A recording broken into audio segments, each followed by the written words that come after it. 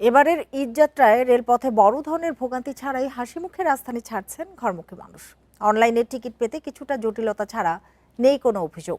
সকালে চিলাহাটিগামী নীলসাগর এক্সপ্রেস ছাড়া বাকি সব ট্রেন সময় মতো ছেড়ে যাওয়ায় যাত্রীদের মাঝে ছিল স্বস্তি। মঙ্গলবার ঢাকা থেকে বিভিন্ন গন্তব্যে ছাড়বে ৪৪টি ট্রেন। এছাড়া বিশেষ ট্রেন ছাড়বে ৩টি। প্রতিদিন কমলাপুর থেকে ট্রেনে বিভিন্ন গন্তব্যে যাচ্ছেন ৬০ থেকে ৬৫ হাজার যাত্রী। ট্রেনের ঈদযাত্রার পঞ্চম দিন কমলাপুর রেল স্টেশনে হাজারো যাত্রী, কেউ পরিবার নিয়ে, কেউ একা, অপেক্ষা ট্রেনের।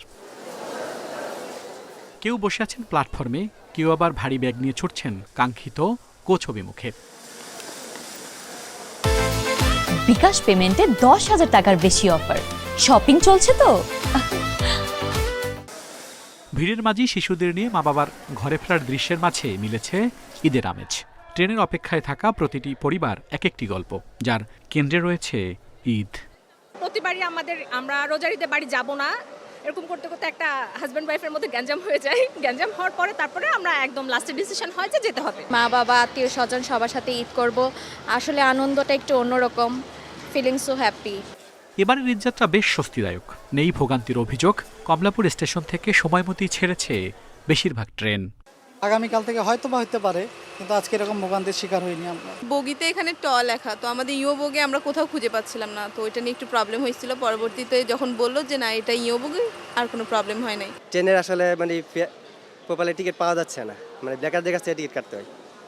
আমি আপনার আধ ঘন্টা ট্রাই করেছি, কিন্তু আমি টিকিট পাইনি। যাত্রা স্বস্তিদায়ক করতে রেলওয়ের বহুমুখী পরিকল্পনার কথা জানান স্টেশন ম্যানেজার। বলেন, যাত্রীদের সেবা দিতে যা যা করা দরকার সেসব ব্যবস্থা নেওয়া হবে। শুরু থেকে আজকে পর্যন্ত আমরা শিডিউল অনুযায়ী ট্রেন পরিচালিত করতে পেরেছি।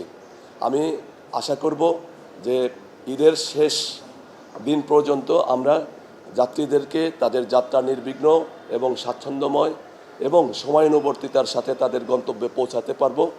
প্রচুর চাহিদা থাকায় অনলাইনে ট্রেনের টিকিট কাটতে কিছুটা সমস্যায় পড়েছেন অনেকে। টিকিট না পেলেও যাদের যাত্রা জরুরি, ট্রেন ছাড়ার আগে কাউন্টার থেকে তারা কিনতে পারছেন নন এসি কোচের স্ট্যান্ডিং টিকিট। আল আমিন হোসেন, ইন্ডিপেন্ডেন্ট নিউজ, ঢাকা।